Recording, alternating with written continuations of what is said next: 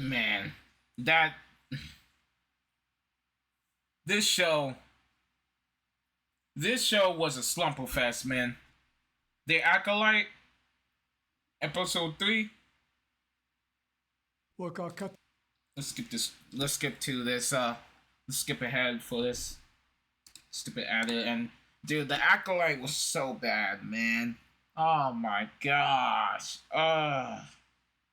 So bad. I was laughing through the whole entire film. The show. The whole entire thing. When they were doing the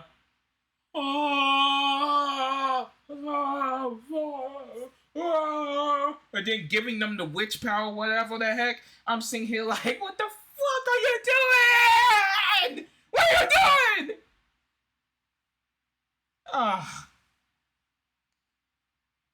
Drinker. I think it's worse than Boba Fett. I think Boba Fett was worse. But let's see. Let's see what Critical Drinker thinks. But I think it's worse than Book of Boba Fett. Boba Fett was awful, pitiful, the worst show ever. But this was just as bad. By the end of it, it can't be worse. Now, I don't even want to continue watching this. So, after watching this episode, I don't even want to continue. It hurts. It's pain. Let's see what he thinks about it. Yes, yes. No, fuck no. Yes, yes. Fuck no. The power of many.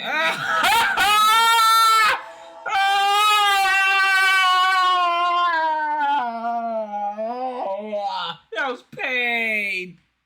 Oh, that was the worst thing about it. The power of many. Oh,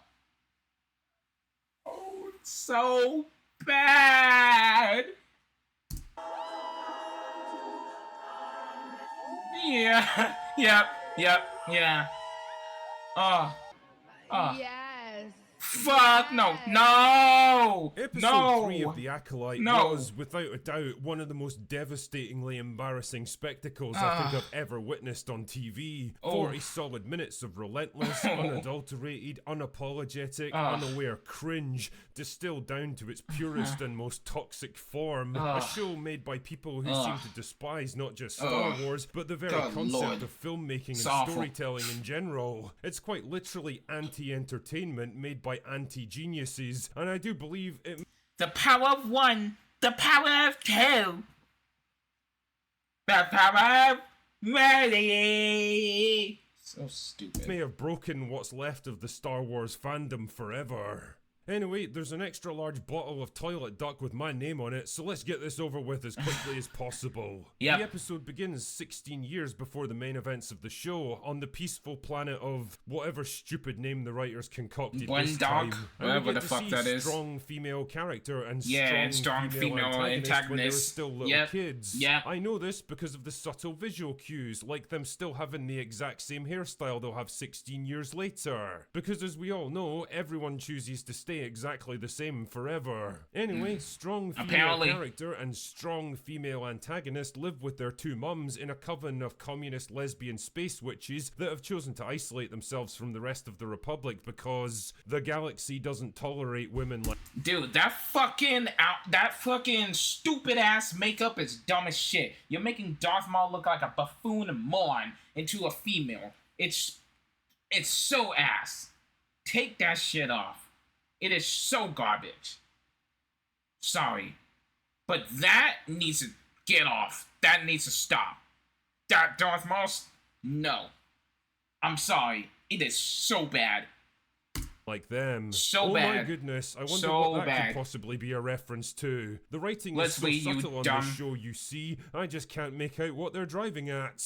Also, this is just a crazy thought on my part, but if you really want to remain hidden from the rest of the galaxy, maybe don't build your communist lesbian space witch community in a gigantic fortress on top of a mountain that's so big it can probably get seen from space. That's true. Are you dumb or something? Anyway, Yes. this is where the Yes, show they tries are. its hand at Yes, character they are. development, and I use that word about as loosely as I'd use the term fine dining to describe a pot noodle. The two strong female twins are due to go through a big ceremony to turn them into full-on witches because they were created without a father using the power of the Force. Apparently.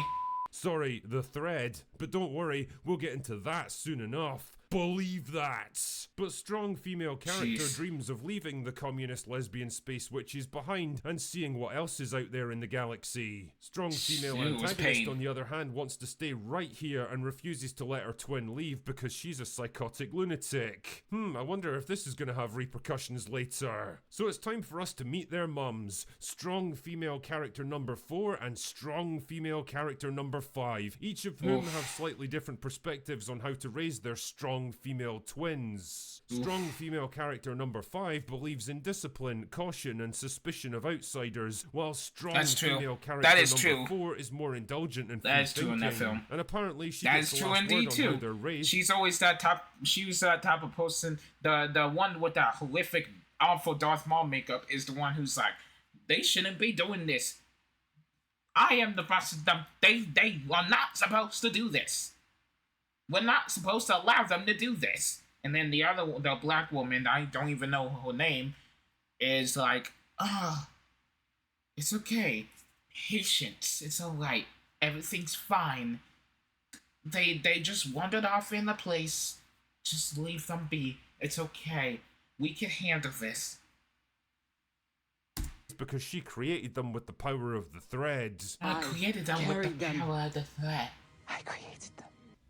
Liar, your pants on fire. Anakin was the only example of immaculate conception in Star Wars. But you'd be that wrong, was too bigot, low. because it turns out that not one but 2 strong female characters got there like 100 years earlier. Why do I get Timeless Children and Star Trek Discovery vibes from all of this? Also, we might as well get this thread bullshit out of the way. So, like, you know how the Force has been one of the defining elements of Star Wars for almost 50 years, referenced in every single movie, game, and TV show ever made? Yeah, use the Force, it turns out we were all wrong, because according to the lesbian communist space witches, the real nature of it is a thread that binds all living things together. It's not a power that can be controlled or used as a weapon like those mean stinky Jedi do. Also, it's funny because literally seconds later, strong female character number 4 actually does use the thread as a weapon. How embarrassing.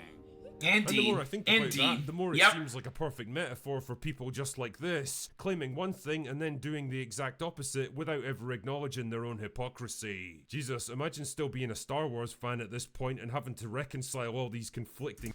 Yeah, that's the thing. I can't call myself a Star Wars fan. They're trying to make it so much worse. I got Fortnite right back there in the background, and I got Padme on that game. Because why? Because that's the good Star Wars. That was when Star Wars was legit amazing. I have Rey for no reason. I don't know why I got her. I should archive her. Have her on deleting the thing.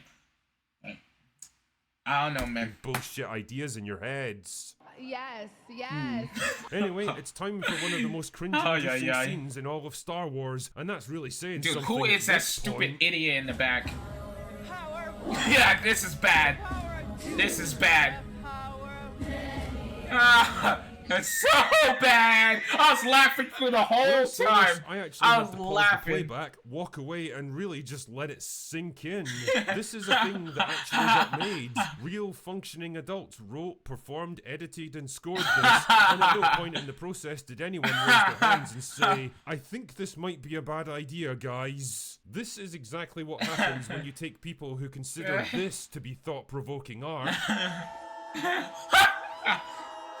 and put them in charge of a $200 million Star Wars show. Surely, George Lucas must be so proud of what they've accomplished with his baby. No, anyway, luckily absolutely for us, not. Who is that guy? Who is he in the back? Strong female twins because they think they're powerful in the Force or something. You know, it's funny how there seems to be this real concerted effort by Disney to paint the Jedi in the worst possible light so that they can be replaced with something that more guy with the curly hair is what I'm modern. talking about. That white dude, him. Who's he? Number 5 doesn't appreciate this much and uses the thread as a weapon, even though it totally isn't the most random Jedi ever to threaten token white guy with annihilation. woman. Because really, who else out of this extremely diverse group of Jedi could she possibly choose as her victim? Anyway, eventually strong female Jedi is able to calm things down, and Squid Guy tries to win strong female character over to his side by handing her a lightsaber to play with. Are you dumb or Are something? you dumb? Are you out That's of your what I'm fucking saying. mind? Fucking She's idiot. a small child, and this is one of the deadliest weapons in the galaxy. Is this really how you want to attract someone to your cause? Like, what if she accidentally ignites it and cuts her own head off? That's what I'm fucking thinking. You're giving her that. I don't even think she even her hand could even handle that. You're giving her that. I'm looking at this like, dude, she could literally turn it on and accidentally hit someone or kill someone with it. But they don't turn it on because, you know, this film is stupid. So they're like, nah, it's fine. Fucking mission failed right there, you dick. Anyway, so the Jedi's plan is to test the strong female They make twins Sol to look see like if an they've got idiot. force potential, so the communist lesbian space witches hatch the genius plan for them to intentionally fail the test so they'll be left alone. Yes, yes. Wow, four-dimensional quantum mega chess going on there, ladies. Well done. Unfortunately, it all goes man. wrong when strong female character gets found out in a matter of seconds and decides to just pass the test anyway. So strong female antagonist does the smart thing and locks her in her room and then sets her journal on fire in the middle of a stone hall. And this is what gets me mad. Apparently she had some type of thing and she was able to open every single edge up, claw right through it, and get out. Because why? The story's in there in it, and they could do whatever they want, and it makes sense.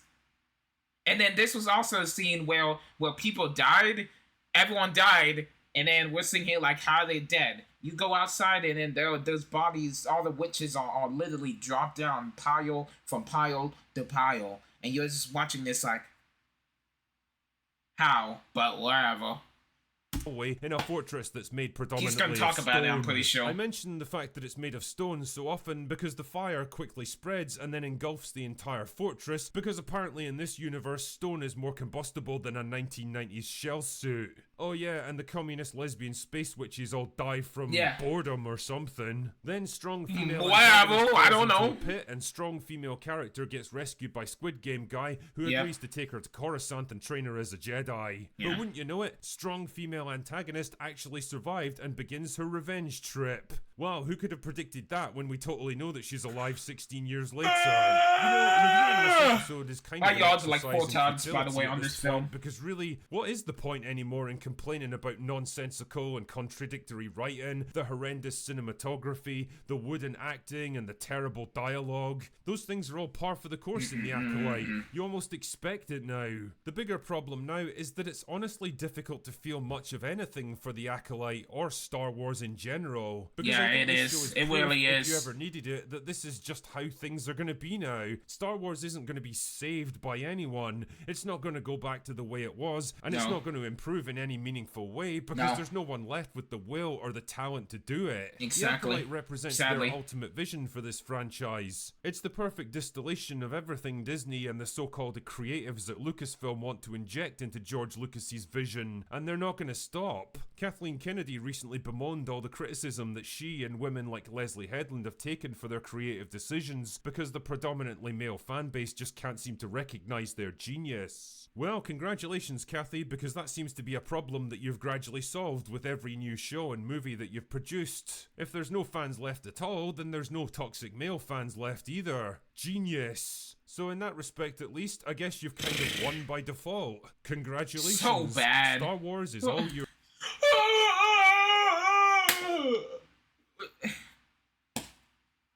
Like, I'm watching this like, what are you doing? Exactly, I don't even know what I was doing there, but that's what they were doing.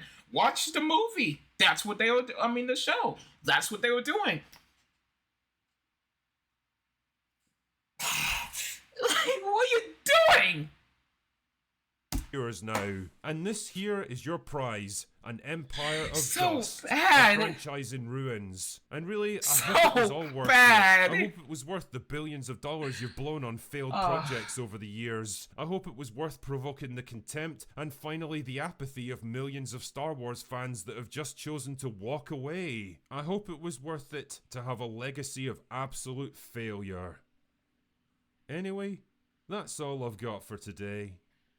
Go away now. Man, it's just brutal that we have to sit here and watch these type of This horrific, is your chance to get 2. awful films, man. Like, it's just so brutal just to sit here and watch that garbage. Like, and we are doing this for y'all, man. Like, on YouTube and dropping things. It's like, dude, these guys, they don't know how to make a stupid show to save their own life. Save our fate of watching it, man. God, it's so brutal watching this crap. The power of one, the power of two, the power of many. Like, oh, yawned 4 times the film. I laughed damn near the whole way, and this was in like the morning, like 10 o'clock. I was watching it at night, and then I turned it off, and then I put it back on during the day and in the morning or so. And I'm just sitting here like, it's 3 o'clock now, and I was like, yeah, let me just talk about it now. It's brutal. It's brutal, dude. It's a painful show to watch. But I'm gonna continue watching it, sadly. I'm gonna continue watching it. Because at the same point, I mean, usually in Book of Boba Fett, I was curious of how horrible it's going to be at the end. This one, not really, but do I want to continue talking about it on YouTube to trash on it? Kinda, yeah, I guess. Star Wars will never be good again, and just understand that, but that's all I got for y'all. Man. What a bad film. Yeah, and shout out to Drinkos. Everyone subscribe to him. And Drinko just made a hit here. He's making hits in every video. Anyway, I'm out.